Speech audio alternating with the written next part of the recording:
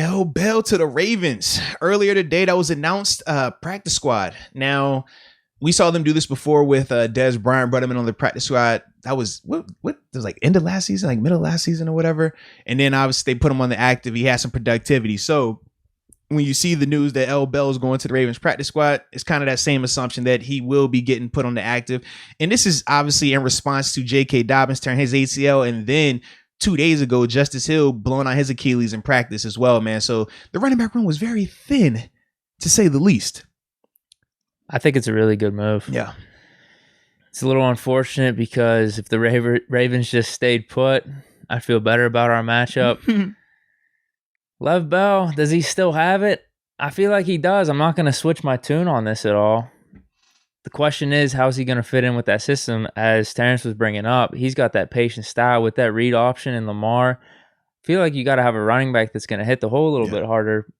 But the Ravens, it's one of those things how I talk about. I trust the Steelers organization, Ravens as a team over these past couple decades.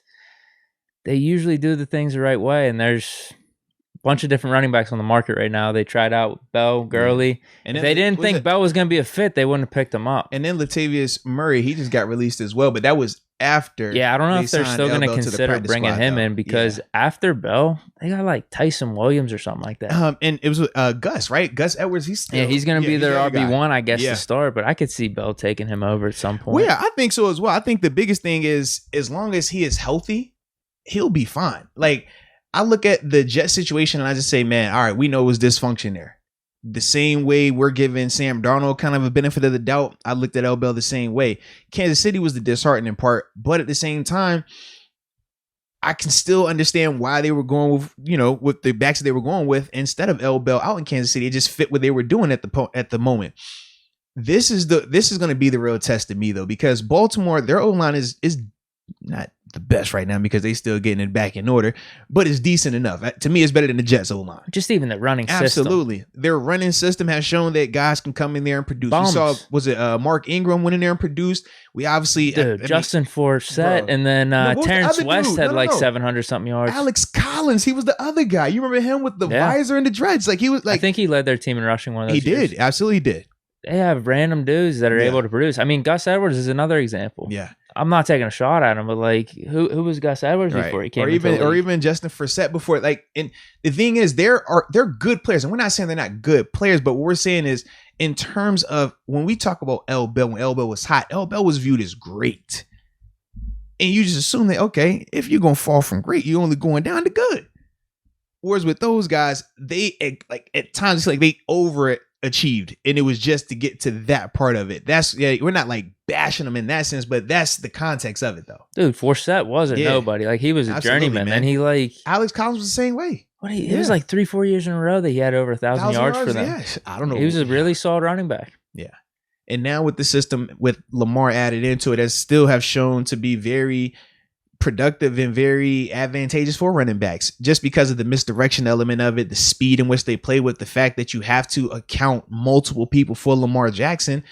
To me, I'm excited about this because for L. Bell, this is a different situation than the Jets where you were going to be the main person that was going to key on you and you didn't have any other protection around you, whether it was O-line, receivers, or quarterback that could, do things on their own. Kansas City, you had that, but it was more so from the passing perspective, right? So with the way they were going to use him, it obviously didn't work out like that. But in Baltimore, I look at it like, bro, they're not going to be able to just key on you. They're going to have to key on Lamar because Lamar in the running game is the most threatening person out right now. So you have to, put people on him. So that means L. Bell is going to get very, very advantageous situations, whether it's one-on-ones or situations where everybody might be blocked. To me, I think in a scenario like that, L. Bell can do really well in. Yeah, man. I don't know if he's going to be RB1 at some point during the season, if he's going to overtake Gus Edwards. I do think he's more talented. Edwards isn't bad, though. Like, he fits their system. Yeah. I think he averaged like 5 or 6 yards a carry last year. As the RB2, though, I don't know how that's going to translate to him being the main guy. Either way, you got a bunch of carries with Dobbins being out that are available. RB1, RB2, Bell's going to have touches. a very consistent role there. Absolutely. Even if it is RB2, and then if it flips over to RB1, it might be a little bit more. But worst case, he's going to get like 50% of the carries. And he has the demeanor. He falls forward, which I love. And you talk about Lamar, right? The knock on Lamar is what? Can he throw it downfield consistently and accurately enough? Well, you know what L. Bell brings to the table? That accuracy doesn't have to be as important right now when you're able to get it to a guy out the backfield. And now you might be able to allow L. Bill to make some guys miss here or there. That is another element that when I think of him in Baltimore's system, I'm like, that adds to that right there, man.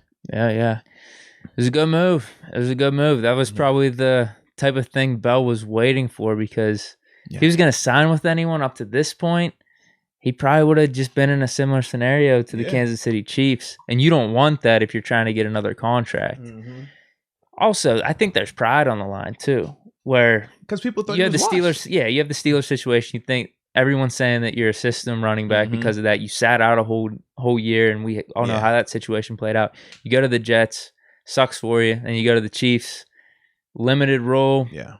People think you're washed, though. They phased you out in the playoffs. I mean, you even saw on his Twitter bio now, man, hashtag washed, hashtag don't got it, hashtag greedy, hashtag all these other hashtag things. But yeah, I think he's going to do fine for them. You see scenarios where you have veterans that people do think are washed up. They go to the Ravens, somehow they get a good season or two. Yeah. Mike Wallace is an example. We were victims. There's countless guys. I'm telling you. Yeah. I know Anquan Bolden, although he wasn't necessarily washed, but like Steve Smith on the latter end of his career with Carolina. Steve went there, and it looked like he found the fountain of youth. I'm like, bro, what is going on in Baltimore? LJ Fort could barely crack our roster like that. He goes over there. Ricky Williams is a good example. Bruh, he was a major asset for them. Yeah. It was like a year or two. Dolphins. But he was done. And this is what we say. Like, you've heard me say on this numerous times, man. When we talk about the Ravens, even though we don't like them because they're the Ravens, that's the rivalry right there. We do respect how they run things. We respect how the same way we are able to bring in players and they just buy into the system and it fits and you get the best out of them. Baltimore, they do that as well. That's why we always say we're kind of like identical in terms of how we operate, but that's why we don't like them. It's like right Twix and left Twix, but we're cooler because we're right Twix. So straight like that. Yeah, it was a good move. Yeah, I like it though, man. Yeah, you lose J.K. Dobbins. Like honestly, Hill wasn't that big of a deal, like that big of a loss, but he was their depth. Didn't really look like they were looking for anyone else. Maybe they were, but not until Hill got hurt.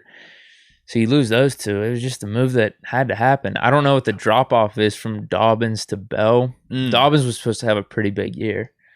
I do think Bell still has it, though. So I don't think the Ravens necessarily got worse. They got Bell on the cheap. It was just a smart move. I mean, TG brought it up. He said, man, dude hasn't had a ton of carries in 2 years. So to me, I look at it as, man, them double 400s that you dealt with, well, now you should be a little bit back. You should be a little bit more fresh. And I mean, you see the workout videos. TG doesn't have to say it. Everybody can see it. My man stays in shape. Like, that's what we always laugh when people, oh, he's fat. He's out of shape. See the jet ski pitch. I'm like, bro, this is L. That was a while ago. I know, but I'm just like, this is L. Bell. I've never seen him not ripped up. Never seen him not ready to go. He's just like AB. You could catch this dude in March. You can catch him in January. They still look like they're ready to go. They still hold that level of physical condition. And man, certain guys are just different in terms of how they train. And he is one of them dudes. For a fact, he is, man. Yeah, I wanted the Steelers to sign him before we brought in Harris. I thought he would have been RB1 just right off the bat, but we draft Harris. There's no reason to bring in Bell. I think that would have been a little bit too much of a distraction. Him being the former like stud running back with us, we're trying to have Harris be our main guy. It just would have been too much. Yeah, but since there was a team looking for an extra running back and looks like he's going to get a role, makes sense for both sides. It really does. Absolutely. And it is that probably one of the best running systems in the league that he shouldn't have any excuses for failure here. Outside of it, just not like the system is a little weird, a little awkward, but I feel like if the Ravens make this move, they think it's going to work. Absolutely, because Baltimore is not going to bring him in just for a name, just for a headline. They bring in guys that they think can help them. Dez Bryant, right? People thought, oh, maybe this is just for a headline. He comes in, he had like 2 touchdowns for them. A couple, 6 games, 4 games, something like that. But he definitely scored twice, had a little bit of a role, man. So to me, I don't think that they're just bringing him in just for the sake of bringing him in. I think they want this dude to come in and play. And if he is ready to go, it won't take long for them to move him to the active roster. Their second guy's Tyson Williams before they sign Bell. So exactly. It's not a shot. It's not He a should shot. have a roll. But just he should have a roll. Yeah. You know the homies at Manscaped, because I was talking about manscaping earlier, right? It makes our balls more dynamic, aerodynamic. I mean, they just fly in and out smooth. All right, that's how they roll. So that's the thing. That's the beauty of Manscaped. All right. But then I was also thinking about how they are the leaders in below the waistline grooming, and I thought this was just for guys, but apparently it is actually for women as well, man. And women that have reviewed these products, especially that Lawnmower 4.0, they said that it's actually one of the best grooming utensils they've ever used before. Oh, wow. Safe, smooth, absolutely. And they liked the light feature. So shout out to the light on the 4.0, all right? But more importantly, as we always say, when we're going to talk about something, we got to have either a code, a discount, a price drop, something. And today, ladies and gentlemen, we got the promo code, which is MOATS, just MOATS. Get you 20% off of your purchase along with free shipping worldwide, because I know y'all all over the place. We got, was it Norseman, South Africa, right? Everywhere, worldwide. Get your free shipping as well, all right? So definitely check them boys out over at Manscaped. And your delicate twins, they'll thank you.